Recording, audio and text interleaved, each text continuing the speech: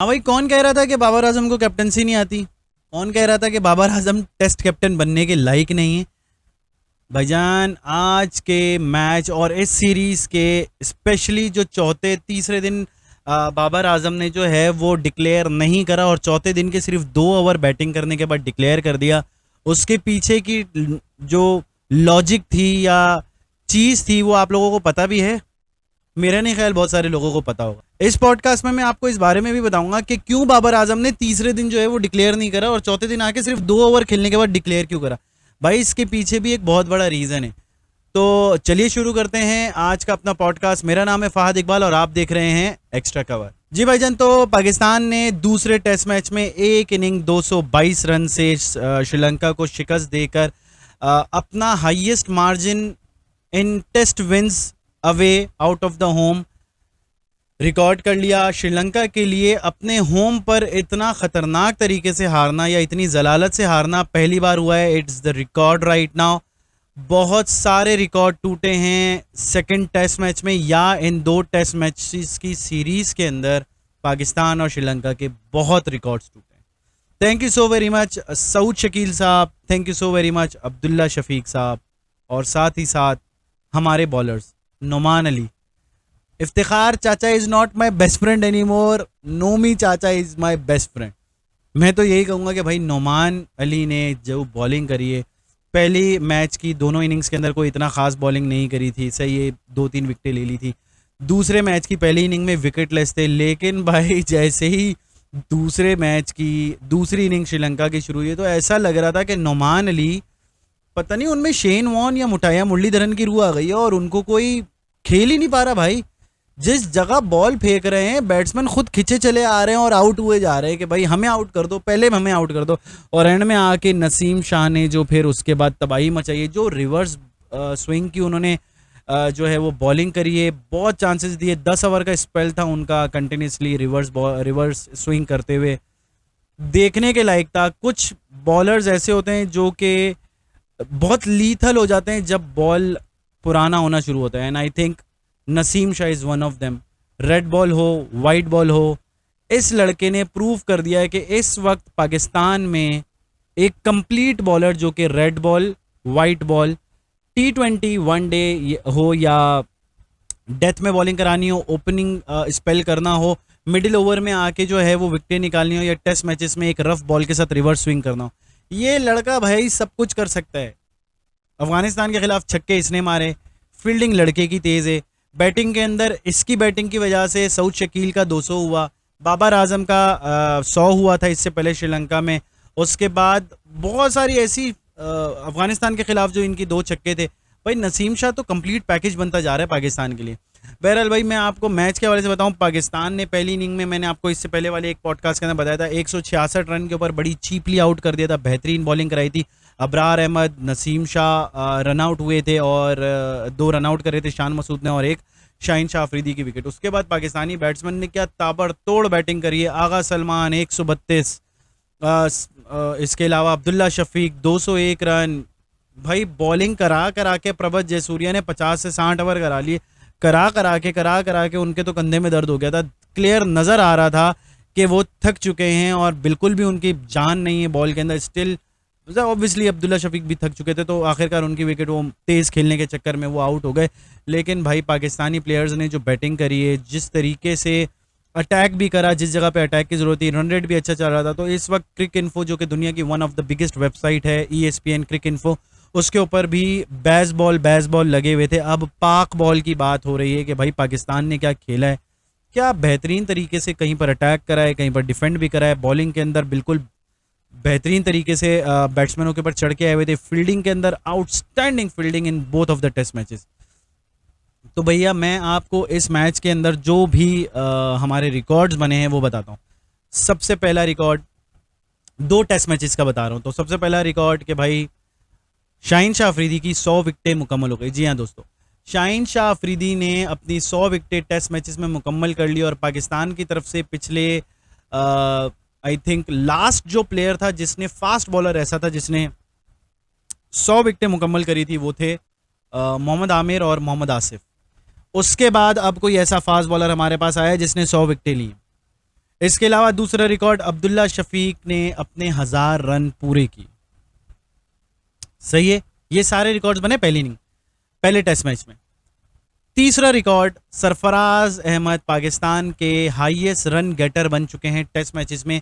पाकिस्तान की तरफ से पहले ऐसे विकेट कीपर बैट्समैन जिन्होंने 3000 रन टेस्ट मैचेस में मुकम्मल करिए। इस वक्त पाकिस्तान के highest run getter as a wicket keeper batsman Sarfaraz Ahmed बन गए।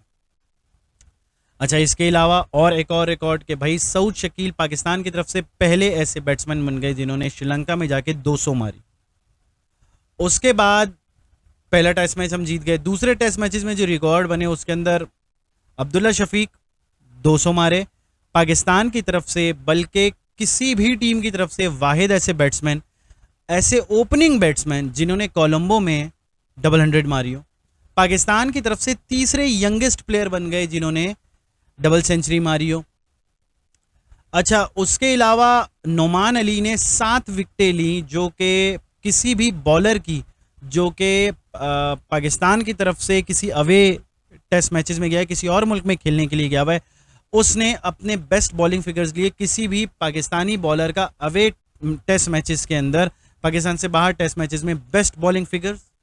इसके अलावा ये डिफीट पाकिस्तान की अवे सीरीज़ के अंदर सबसे बड़ी विन थी। श्रीलंका के लिए सबसे ख़तरनाक डिफीट थी और पाकिस्तान के लिए सबसे बड़ी विन थी, और वो ये कि भाई हमने एक इनिंग और 222 रन से श्रीलंका को हराया। एक रिकॉर्ड और कि पाकिस्तान की टीम वाहिद ऐसी टीम बन चुकी है इस वक्त पूरी दुनिया में जिसने श्रीलंका को 5 टेस्ट मैच सीरीज़ उनके मुल्क में आके हराई हो 5 बार। तो ये पाकिस्तान के कुछ रिकॉर्ड्स हैं जो भाई ताबड़तोड़। और अच्छा, जब पॉडकास्ट शुरू हो रहा था मैंने आप लोगों को बताया था कि इसके पीछे एक लॉजिक थी कि भाई बहुत सारे प्लेयर्स या बहुत सारे लोग जो है बाबर आजम को एक अच्छा कप्तान नहीं मानते, अच्छा प्लेयर नहीं मानते। तो आपको बताता चलूं भाईजान, वो एक कन्वेंशनल प्लेयर है, और जितना क्रिकेट हम देखते हैं हम सिर्फ देखते हैं अपनी लाइफ के अंदर, उसको इम्प्लीमेंट हमारे नहीं होता। वो खेल रहा है, वो ऑन फील्ड है, जो ऑन, जिस तरीके से कहा जाता है ना, मिसाल होती है कि भाई कब्र का हाल मुर्दा जानता है, जिस पे गुजरती है वही जानता है। इस तरीके की बहुत सारी में, तो भाई जो शख्स उस वक्त on the field, on the ground है और उस फील्ड में, उस इंडस्ट्री में मौजूद है। अगर आज मैं जो हूँ वो मार्केटिंग फील्ड के अंदर जॉब करता हूँ, काम करता हूँ और यूट्यूब के ऊपर काम कर रहा हूँ, चाहे उसके अंदर मुझे आता हो या ना आता हो, जितना भी यूट्यूब आता है उस पर करने की कर रहा हूँ, तो भाईजान अगर मैं आज उठ के बैंकिंग सेक्टर के अंदर फाइनेंस या इकोनॉमी के ऊपर बात करने लग जाऊँ तो भाई मैं सिर्फ मुंह ज़बानी बात कर सकता हूँ, जो उस फील्ड के अंदर है वो ज़्यादा बेटर जान सकता है। इसी तरीके से इकोनॉमी वाला बंदा या एक बंदा जिसको शायद सेल्स की समझ बहुत ज़्यादा होगी, कन्वेंशनल सेल्स की, वो अगर डिजिटल या मार्केटिंग साइड के ऊपर आके कोई बात करेगा तो वो उस लिहाज से बात नहीं कर पाएगा जिस लिहाज से मार्केटिंग के सेक्शन वाले लोग कर पाएंगे। सिमिलरली भाई बाबर आजम को बोलने से सिर्फ कुछ नहीं होता, बाबर आजम के पीछे आज कमेंट्री के दरमियान में श्रीलंकन ऑलराउंडर थे रसल आर्नल्ड और वो कमेंटेटर भी अब बन चुके हैं। तो कमेंट्री के वक्त उन्होंने बताया कि भाई इसके पीछे एक बहुत बड़ा रीज़न था कि श्रीलंका के खिलाफ दूसरे टेस्ट मैच की पहली इनिंग के अंदर पाकिस्तान ने डिक्लेयर कल तीसरे दिन क्यों नहीं करा और आज सुबह के सिर्फ 2 ओवर खेल के डिक्लेयर कर दिया। रीज़न ये है कि भाई जब भी कोई मैच का दिन शुरू होता है, टेस्ट मैच का सुबह का दिन शुरू होता है, तो जो टीम उस वक्त बैटिंग के लिए आ रही होती है, जिसकी बैटिंग कंटिन्यू हो रही होती है, वो टीम डिसाइड करती है कि क्या पिच पे रोलर चलेगा, क्या पिच पे स्वीपिंग मतलब झाड़ू लगेगा या नहीं लगेगा। ये सारी चीजें डिसाइड करता है बैटिंग टीम का कप्तान। अगर कल पाकिस्तान की टीम डिक्लेयर कर देती और श्रीलंका की बैटिंग होती, तो आज जब श्रीलंका सुबह अपनी ओपनिंग बैटिंग वापस से स्टार्ट करती, तो श्रीलंका के कप्तान या उनके बैट्समैन के पास ये राइट होता कि वो डिसाइड करते कि आज के मैच शुरू होने से पहले क्या पिच के ऊपर रोलर लगेगा, क्या पिच के ऊपर जो है वो झाड़ू लगेगा। तो वो जब डिसाइड करते तो ऑब्वियसली रोलर लगवाते, इवन करवाते, क्रैक्स खत्म हो जाते और उसके बाद जो है वो झाड़ू लगवाते, थोड़ा डस्ट वगैरह खत्म करवाते या जो घास वगैरह है वो खत्म हो जाती, स्पिन का जो गुंजाइश था वो शायद और कम हो जाता अनइवन बाउंस नहीं मिलता, शायद थोड़ा और बेटर हो जाता। तो पाकिस्तान के बैट्समैन ने बाबर आजम ने डिक्लेयर नहीं करा और आज सुबह जब मैच शुरू हो रहा था और उनसे पूछा गया कि क्या आप रोलर फिरवाना चाहते हैं, क्या आप झाड़ू लगवाना चाहते हैं, तो बाबर आजम ने मना कर दिया कि नहीं, हम झाड़ू या रोलर नहीं लगवाएंगे। और उसका मेन रीज़न था क्रैक्स। जितने ज़्यादा पिच पे क्रैक्स पड़ना शुरू होंगे उतने ज़्यादा चांसेस होंगे बॉल के ग्रिप करने के, बॉल के स्पिन होने के, बॉल के स्किट होने के, अनइवन बाउंस होने के, और ये पाकिस्तान के हक में गया। और हमने देखा कि पाकिस्तान ने 1 इनिंग 222 रन से श्रीलंका को शिकस्त दे के वर्ल्ड टेस्ट चैंपियनशिप के टेबल टॉपर कंटिन्यू हैं इस वक्त। 100% का रिकॉर्ड है। 2 टेस्ट मैचेस खेले, दोनों टेस्ट मैचेस पाकिस्तान जीत चुका है, and that is amazing.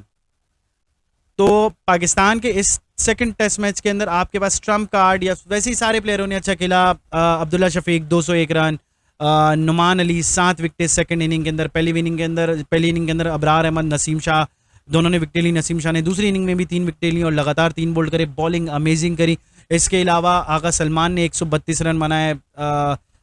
Unfortunately हमारे साथ ये एक गलत बात हो गई कि सरफराज के सर पे लग गई, कंकशन हो गया और उसकी जगह रिजवान है, लेकिन रिजवान ने भी अच्छी बैटिंग करी।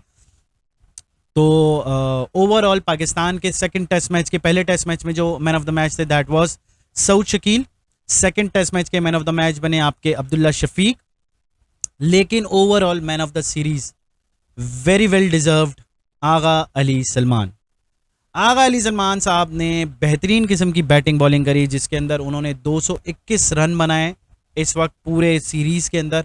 उन 221 रन के अंदर में से 3 बार उनकी बैटिंग आई टोटल में, पहली मैच के अंदर 2 इनिंग्स में और दूसरे मैच में 1 इनिंग में। टोटल 2 टेस्ट मैचेस में 3 इनिंग खेली और 3 इनिंग में 221 रन, और एवरेज भी 221 रन की रीज़न उनका ये कि पहले टेस्ट मैच के अंदर एक ही बॉल खेली थी, छक्का मारा था, नॉट आउट आए थे।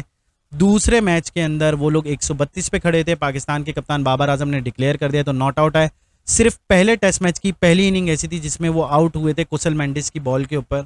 अब सवाल यहाँ यह पैदा होता है कि दोनों बहुत अच्छे बैट्समैन मिडिल ऑर्डर के अंदर हमें मिले हैं टेस्ट मैचेस के अंदर, चाहे आगा अली सलमान हो चाहे सऊद शकील हो। आगा अली सलमान का आपको एक और चांस मिलता है कि वो एक अच्छे ऑफ स्पिनर मिडिल ओवर में साबित हो सकते हैं।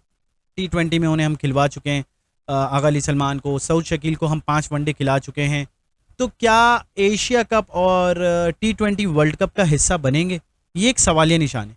लेकिन जहाँ तक मेरा ख्याल है अगर इनको इनके रोल समझा दिए जाएँ और पाकिस्तान की लाइनअप कुछ इस तरीके से हो कि सबसे पहले इमाम फ़खर, उसके बाद बाबर, उसके बाद अगर चौथे पे रिजवान, जिस तरीके से रिजवान कहते हैं कि मैं चाहता हूँ कि मैं चौथे पर हूँ, तो चौथे पे रिजवान, 5वें पे इफ्तिखार, 6ठे पे सऊद शकील, 7वें के ऊपर आगा अली सलमान, उसके बाद एक स्पिनर शादाब और 3 आपके अल्लाह आपका भला करे फास्ट बॉलर, तो आपकी टीम मुकम्मल हो जाती है। और आप 3 जो है वो फास्ट बॉलर, एक शादाब आपके पास लेग स्पिनर हो सकता है, और ये आगा अली सलमान और इफ्तिखार अहमद, ये 2 प्लेयर आपके पास ऐसे होंगे जो कि मिडिल ओवर में 5-5, 6-6 ओवर निकाल के आपका 50 ओवर का कोटा पूरा कर सकते हैं और पाकिस्तान की लाइनअप के अंदर एक स्टेबिलिटी आ सकती है। लेकिन क्या ये सवाल सही है कि is it too early to say something and give them a chance in white ball cricket rather than going for those person जो कि या those people, those players who richly deserve into the team, like Imad Wasim, like Saud Mohammad Nawaz, maybe Shan Masood,